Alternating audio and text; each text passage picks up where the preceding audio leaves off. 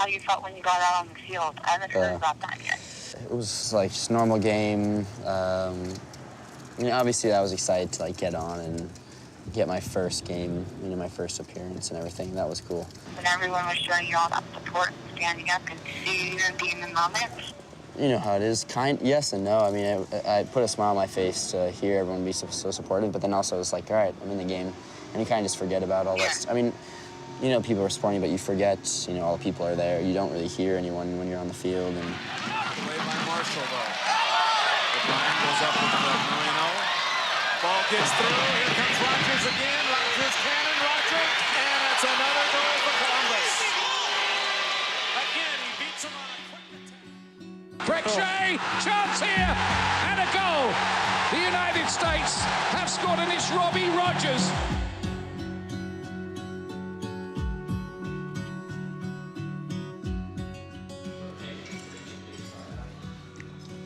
I guess, if I really wanted to, I could have continued playing, but I was happy at that point. I didn't want to mess with my happiness. I think I realized I was gay when I was probably like 13, 14. I think I told you the same time that I realized that I really want to play soccer. So, and then at that point, you don't really have any role models to look up to or anyone that's really done it. You hide who you are, but, for me, it was fitting this, soccer role, I guess. You make sure you're not dressed too well.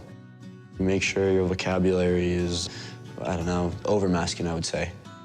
You do dumb things like that.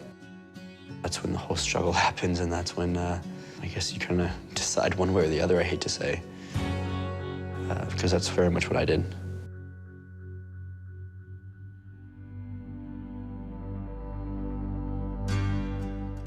When I came out, people were like, oh, this is so great, like, congratulations, you've done this amazing thing, and I was just like, what? Like, no, this was for me. Like, I had to do this because I was going insane. And then, I realized how many people it reached, and I mean, every day I receive, hundreds of emails from kids or different people around the world.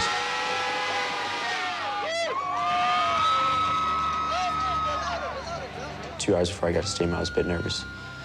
I knew a lot of people would be watching. Being back in a locker room where, you're different than a lot of guys in that way. So I was afraid just to put myself back into that situation.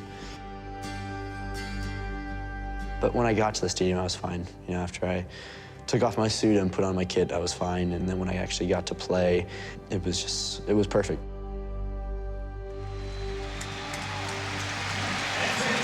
Number 14, Robbie Rogers.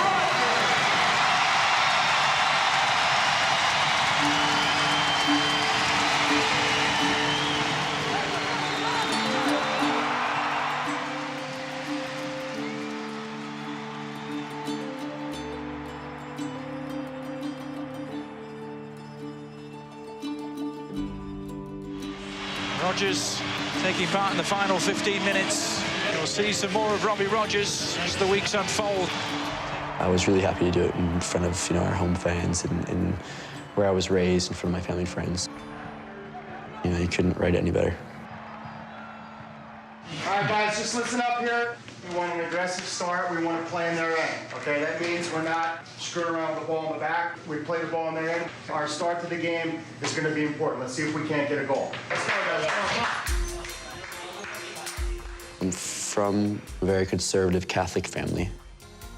Most people would argue that, Catholicism and being gay just don't go one-on-one.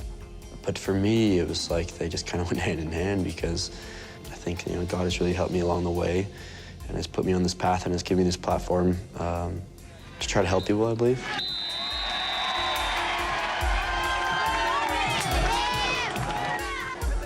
Besides, the fear I had on the first day, it was completely normal.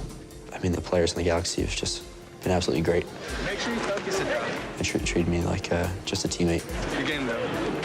I mean, that's what you want, and that's what you, I guess, want to expect as any athlete.